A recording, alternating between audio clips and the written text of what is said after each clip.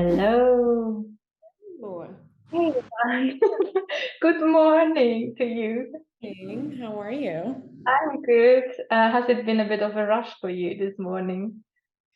No, not really. It's 11, so it's been just a slow morning, thank God. I feel like I'm finally coming up for air now and finally like resting a little bit. So yesterday was pretty hectic, and this week coming back from all my travels has been just a lot of catching up. So I can imagine. And still, you're taking time for this conversation, which I truly appreciate. Hope it will be something uplifting, talking about first time experiences. And you must have had some in the last couple of weeks, even as busy as they were, right? Yeah, new learnings and insights. And I think in general, we're moving towards year end, or we're very much at year end. It's often a time, I think, where it just gets so intense, right? Even if we have the best intentions not to get there or land there in that space, it somehow always happens. yeah, Uh, it's that time of the year too, where you feel, but it's also the right time to think about your next firsts coming up in in 2024. What are you going to do for the first time, or how are you going to pivot potentially? So it's also a good reflecting point right now. I like that very much, and that's probably something we can also talk about as we're flowing and serving along the conversation. But let me maybe first introduce you a bit, or at least mention some of the highlights from the recent past. You're Iman Oubou. You're an award-winning entrepreneur, author. You're a women's advocate, a published scientist, and also a former beauty queen. You studied chemistry and molecular biology and then started your career in cancer research and then transitioned into communications and media. And I think a few years ago, maybe 5, 6 years ago, you launched Sway, a platform that supports underrepresented voices with content creation. You then also wrote a book, The Glass Ledge, an empowerment guide for women that you published last year. And just most recently, you launched Vocable.ai, a platform that automates content creation from planning to delivery in single workflows. And you're also a sought after teacher, consultant, and speaker. I think many people might know you also from the Mind Valley stages. Your family is originally from Morocco, but then moved to the US, I believe, when you were a teenager. And I think that's also where you have lived mostly since then, and also where you're coming to us from today, from your home in Miami. So, again, a very warm welcome to this episode of Many First Conversations, where we, as we briefly mentioned, talk about first time, but also other life experiences that have taught us something or inspired us in a specific way. So, Yeah, thank you so much for having me. I'm excited for this conversation. yeah, let's see where it takes us. I Yeah. I would like to start with, your first book, if that's okay, because that's also where I got to know quite a bit about you, because it includes some personal, stories and learnings really from your journey so far. And maybe you can elaborate a bit on, it's called The Glass Ledge. So what The Glass Ledge is for you, why this kind of image in that sense, and why a book, right? You have been into media and communications a lot, and then, I mean, creating posts for social media is different from publishing a book. So maybe some insights and learnings from that first time journey. Yeah, well, so I wrote the Glass Ledge for women of all walks of life, but it will particularly benefit actually young women also who are stepping into their purpose or looking to change their story faster than the outside world can change for us. And I know I went through that myself, where I was constantly trying to change the narrative about women in business and trying to really prove myself for people to take me seriously in this world, even though a lot of the domains that I went into, I didn't have specific experience there. And also I had a beauty pageant background, which I feel like worked against me sometimes to be really taken seriously in the field of business, in media, especially in New York, being a really competitive environment. And so I was constantly trying to shatter the glass ceilings, right? So looking into external barriers and forcing myself to change that and figure out a way for society to actually accept me for who I am and the many facets that I bring to the table. And then that burnt me out really quickly. And I realized what I actually was doing subconsciously was I was kind of taking those external barriers and I was internalizing them and then turning it into my story. So I used to start thinking, okay, I'm probably not going to be able to raise money because I'm a woman, or they're not going to take me seriously because I was a former Miss New York. So I was almost convincing myself that that narrative that I was facing is actually the truth, which held me back even more so. And that's when I started building internal barriers, which to me feel much more dangerous than external barriers. So with the book, the glass ledge represents the internal battles or the self-imposed glass ceilings that actually distort our beliefs about who we are and what we can accomplish. So rather than focusing on external barriers, the book basically helps you dismantle your self-limiting beliefs that you subconsciously internalize so you can actually show up as your true, authentic, and powerful self. And that's all based out of my experience. And this is the book that I basically wish I had when I was transitioning from college to the real world, because although I thought I knew who I was and what I wanted to do, it turns out I needed to do a lot of the inner work to really build my self-awareness and operate from a place of confidence and self-assurance instead of panic and fear. So after years of failures, successes, and pivots, I finally stopped letting, and this is what I say too on the book, I stopped letting a dysfunctional society turn me into a dysfunctional woman. And basically, I hope that the book can help a lot of other women and men, actually. A lot of men recently reached out to me reading the book, and they felt they resonated with a lot of it. But I hope that this book can help everyone do the same and embrace their inner power.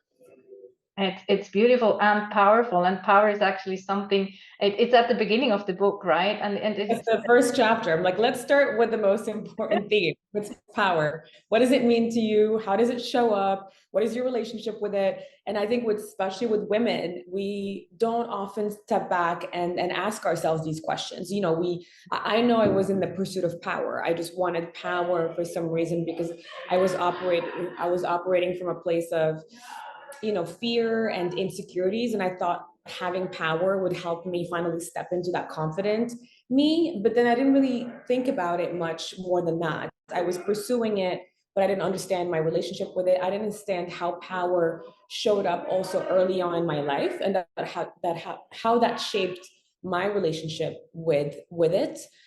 So a lot of these questions in the book is very specific about making sure that you put the knowledge into practice by asking yourself the hard questions. And we spend a lot of time interviewing other people. We spend a lot of time asking other people questions or getting to know other people. We spend a lot of time reading about other people that we think are inspiring or that we want to get to know. But hardly, I think, we take a step back and get to know ourselves, ask ourselves those same questions, and really dig deeper in an objective way, of course. Like, you don't want to lie to yourself. You really want to peel back the layers and get kind of serious and honest with yourself and have that conversation that most of us kind of avoid for so long. And that's also why we end up moving in this world in a very inauthentic way, because we think we're doing things that are actually that we're passionate about, or things that drive us, or things that motivate us. But most of the time, you end up getting those things or doing them, and then you end up being unhappy. And you're like, wait, I thought I should be happy with the career that I've always wanted. This is everything I've ever worked hard for. And then you realize that it was all driven by the outside world, and it was not really rooted in your own purpose. And that's beautiful. And I can relate very well to that. And you're saying that having these conversations with ourselves, I mean, these dates also, right? Sitting down with ourselves, is that really something that you could mostly guide yourself through, you know, depending on yourself for that? Or did you also have, again, we're bringing in external help. So what helped you on, or maybe who also on this journey of, you know, your inner work? Definitely. I think it depends on who you are. But for me, I had a little bit of both, but I'm very disciplined and I'm very organized as a person. So I definitely don't have an issue carving out time for myself and going through these questions.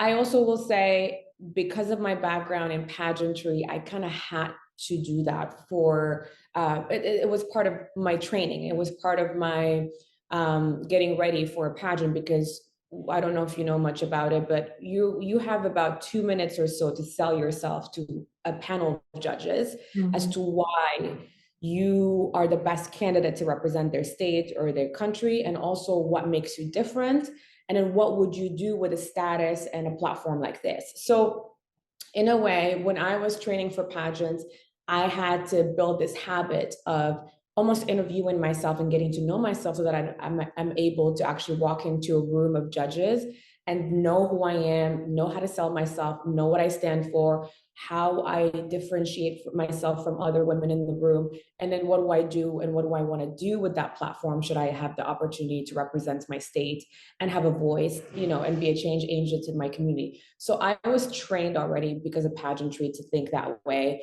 and get to know myself in that way.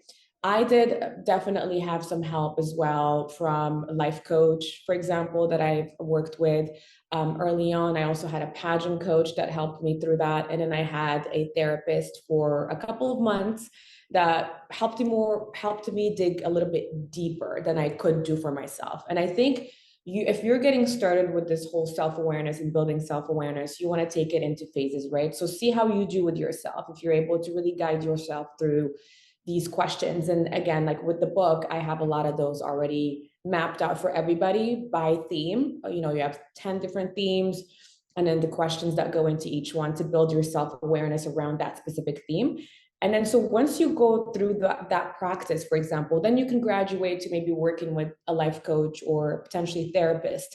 At that point, it'll be a lot more productive going into these sessions with whoever can help you through it, because you already have done a lot of the foundational work. So you already come into the table knowing potentially what trauma you're still struggling with or you haven't processed, or that you don't have a good relationship with power because of what happened to you when you were 6 years old, or because you're craving for likability and you don't know why you want to be liked more than respected. And not so you're coming to these conversations with whoever is helping you take it to the next level already with a productive agenda that can actually carve out a better path to more self-awareness. I think if you go into a therapist or a life coach early on and you haven't done a lot of the inner work already and some of the foundational work, it's not as productive. At least I've seen it for myself. I've seen it for other friends as well.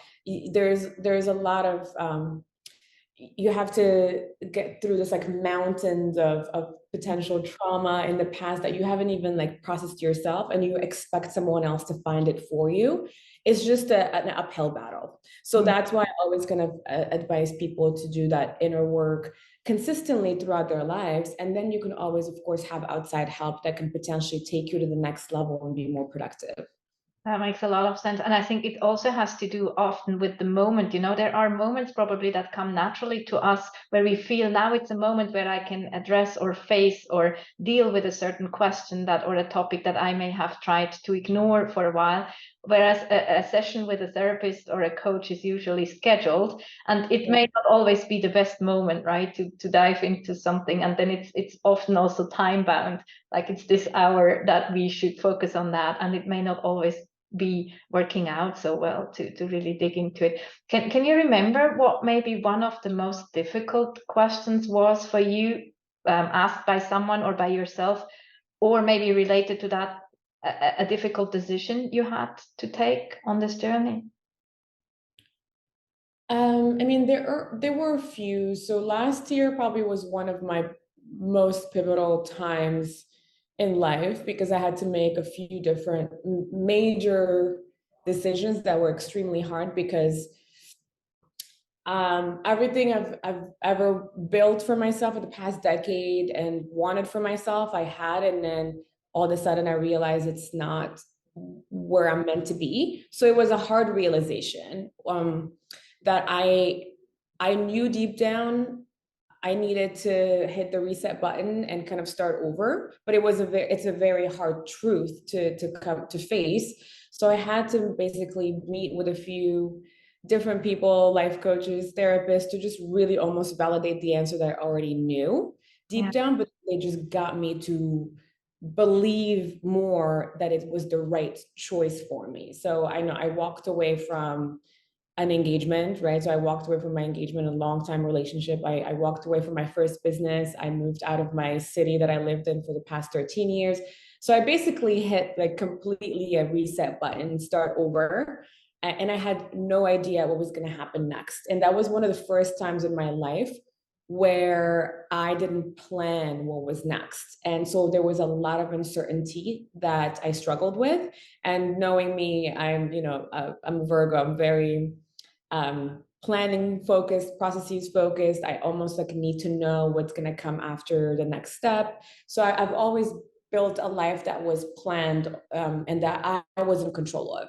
And as of last year, I finally surrendered into just figuring out what is for me and then letting that flow into my life versus me planning exactly how I was going to bounce back from all the decisions I made this time last year. So the coaches at that point really helped me just more come into terms with why I was called to make this really hard decision, and just almost make me feel a little bit better about the choice I made without having to worry too much about the uncertainty. So that I won't go into details of the actual exact questions or whatnot, but I think it's more like they just pushed me to think in the right direction, which I was already doing for myself. I just didn't have the guts to finally pull the plug, right? And that's what you want someone's help with, is like, it's okay, you are making the right decision,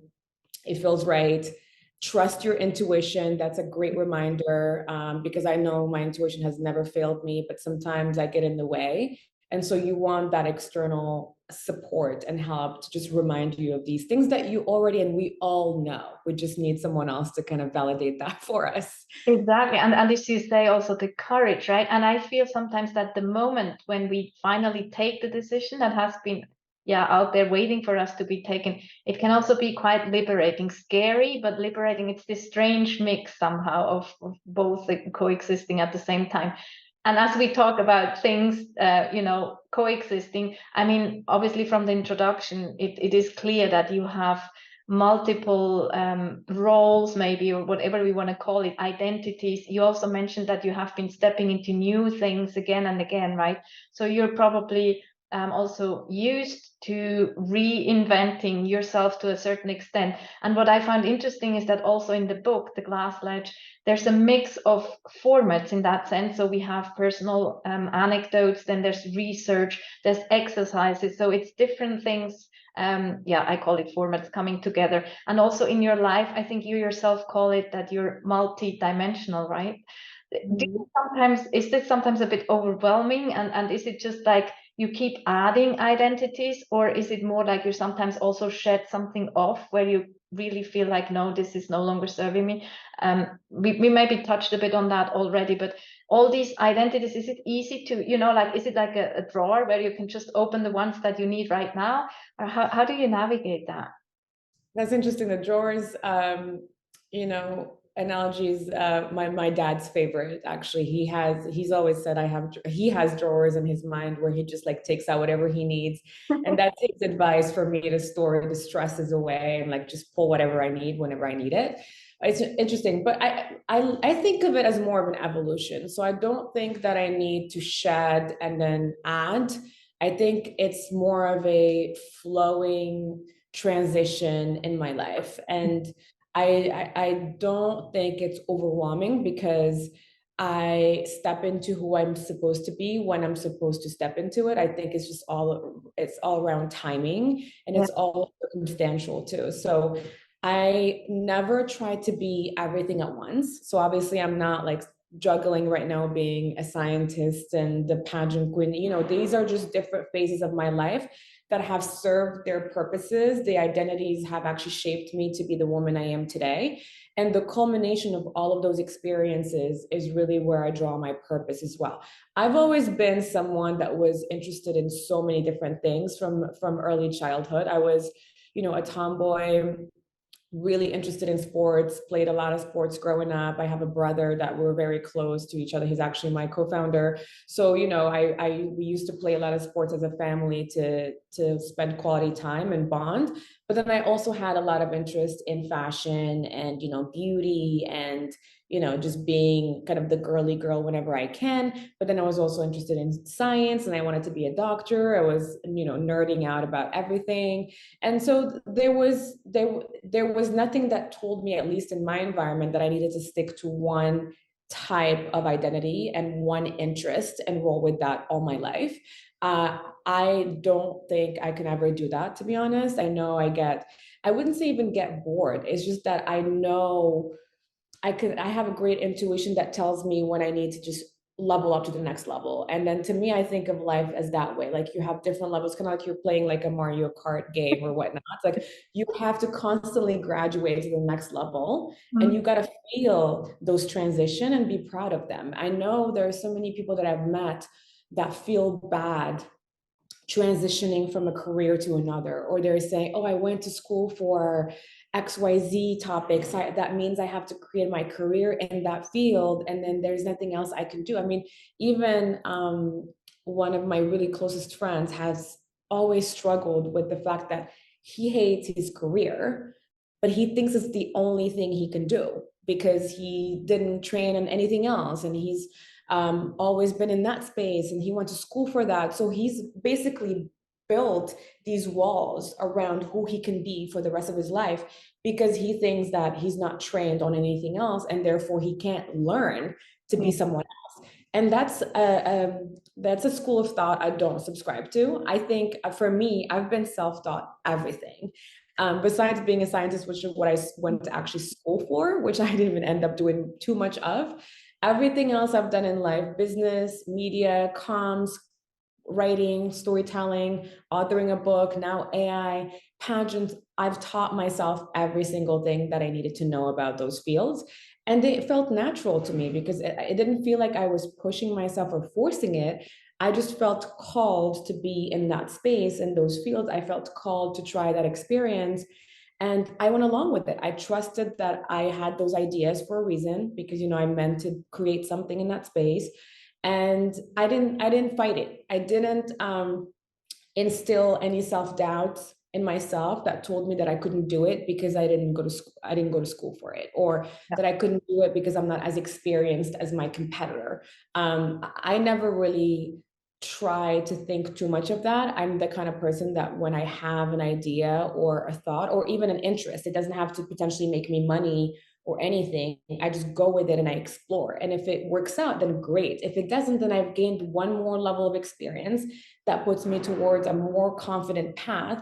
And to me, that's where I draw my confidence. Confidence is all about life experiences. It's all about going through stuff and making it to the other side.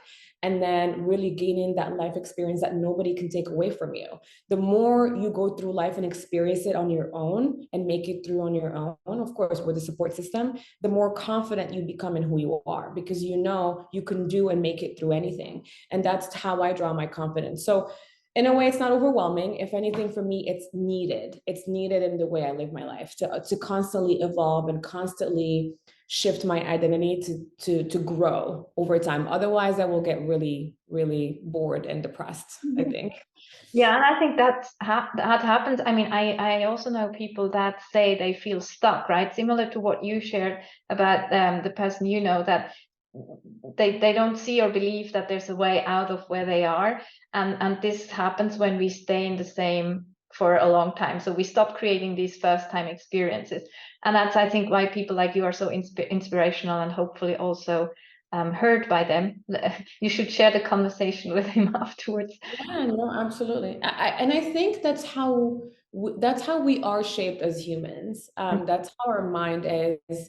That's what our soul is here for. Like I know I've become a little bit more and more spiritual these days, and really trying to bring that into my world of business and that kind of hustle and bustle type of lifestyle, but then also have a balanced side that is a little bit more spiritual. And then I'm learning about, all these interesting things and how we find our purpose here, spiritually speaking. but our souls are on this earth because they're yearning for experience. We're here to experiment as much as possible. We're here to find contrast, right? So the more you experience, the more you know what you don't want. And when you know what you don't want, then you know what you want.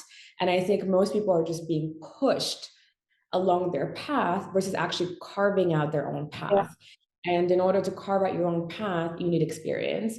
And in order to get contrasts of what you want versus what you don't want, you need experience, because you won't know until you actually try it. I mean, I had worked for a decade towards the perfect life I've always wanted, right? So from like 2013 to 2023, basically, I thought I was going to have this specific life that I have literally built brick by brick the past 10 years.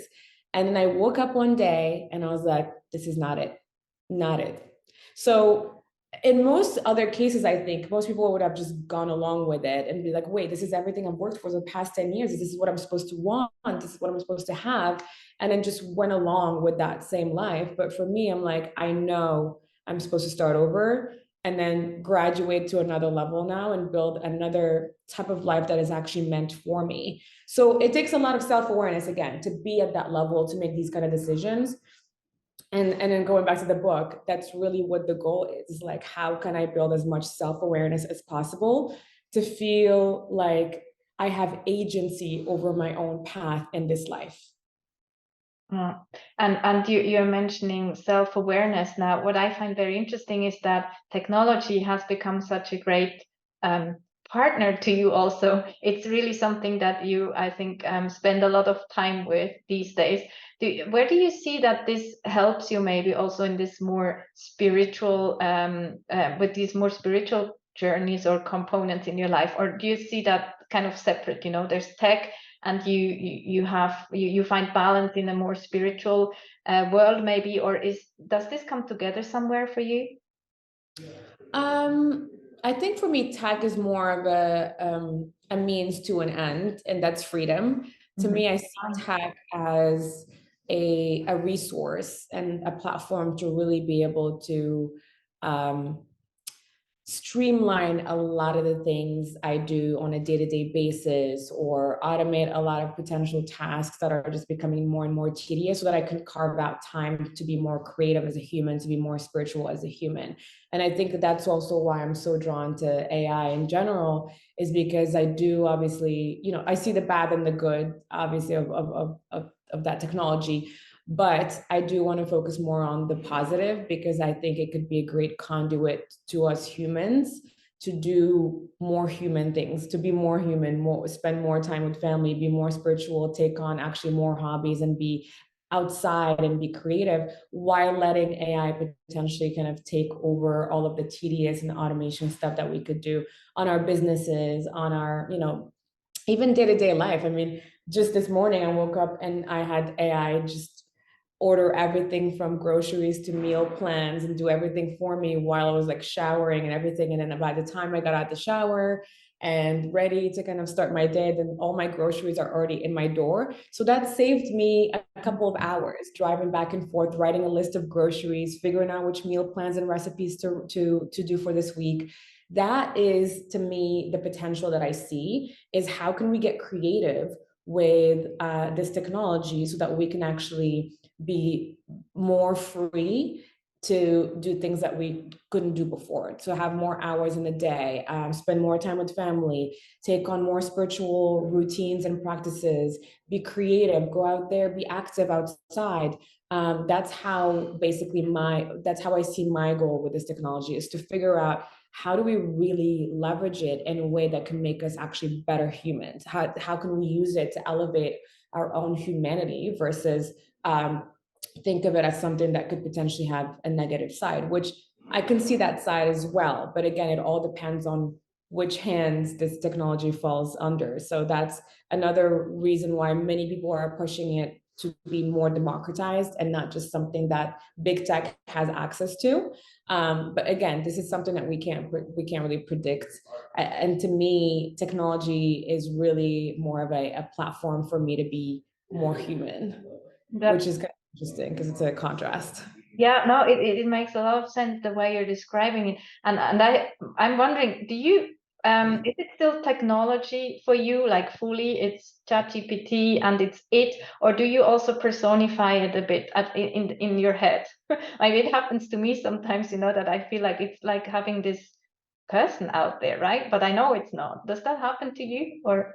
Yeah, sometimes. And that's why I think of it more as like, yeah, like an assistant, right? Like, how can I tap into this awesome, a smart assistant or intern that I can turn to just help me take a lot of work off my plate. Yeah. And Yeah. it's actually good to see it that way because you feel like you're more nurturing a healthy relationship with the technology versus seeing it as something that's kind of in its own standalone and potentially evil in the future. Mm-hmm. Do you also get impatient with it at times? Yes, but I think not as impatient, not as much.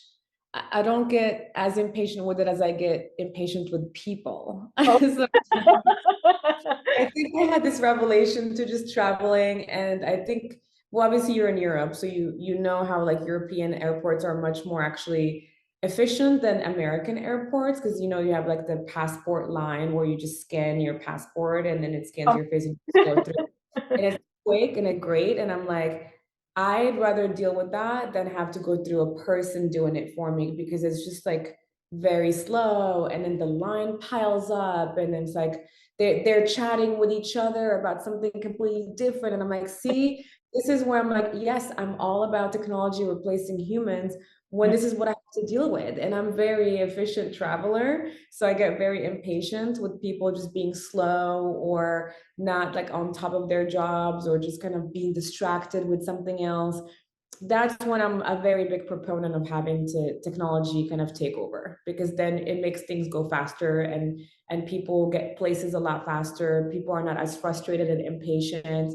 It's just, much better. So Yeah, I can understand what you're saying very well. And maybe one day they can also help us with, cabin luggage only and so on, or not even luggage anymore, but that they take care of that as well for us. That would be fantastic.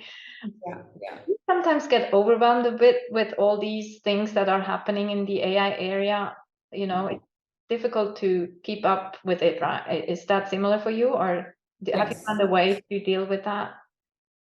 Yes, and actually, I was just thinking that yesterday because I just do a lot of reading, just to try to stay on top of everything. But also, I think we should all be real with ourselves in a way that we know we're not going to keep up with every single thing, right? So it's helpful for me to pick a specific niche in this space and just worry about that for a bit versus trying to know about AI in every single field and AI in every single task. And because that could get eventually overwhelming. I think what was helpful for me is to figure out, all right, what are the different areas of interest I have in this space? So how does AI automate business tasks? How does AI actually help you with some of your lifestyle day-to-day responsibilities? How does AI help you with content creation? Because that's been my domain for the past 10 years. And how do you use AI to actually streamline a lot of those operations on the content side?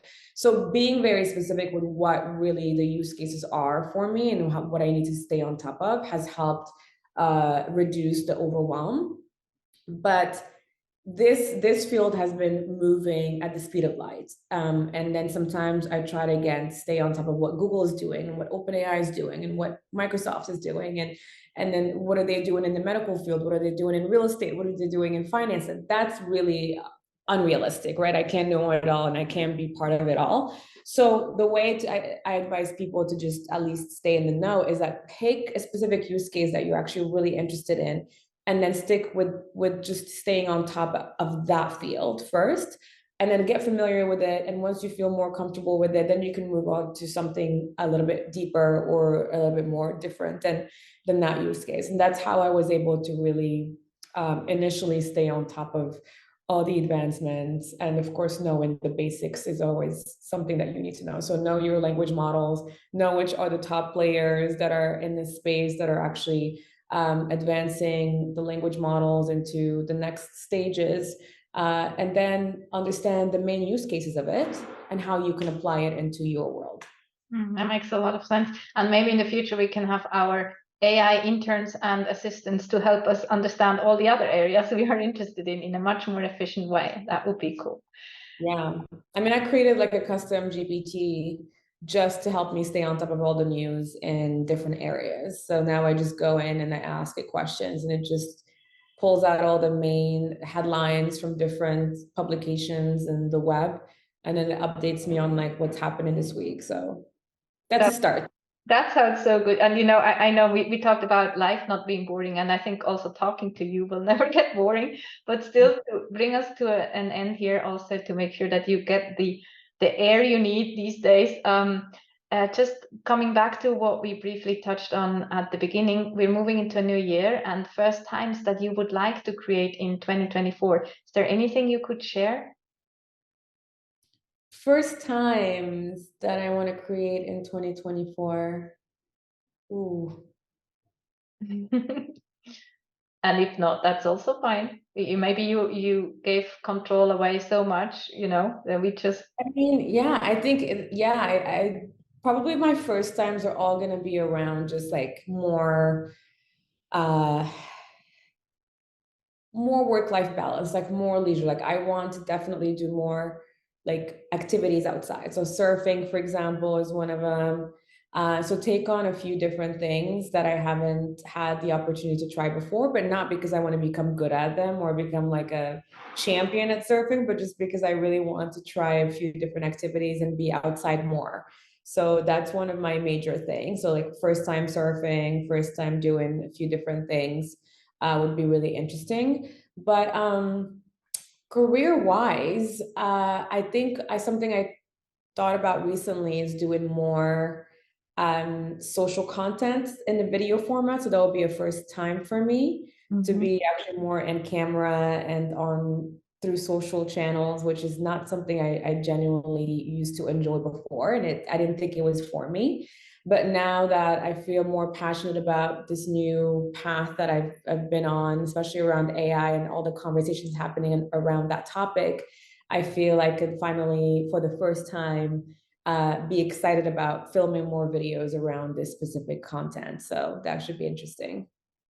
Very nice. Thanks a lot for sharing. I'm of course curious to see how these first times come along.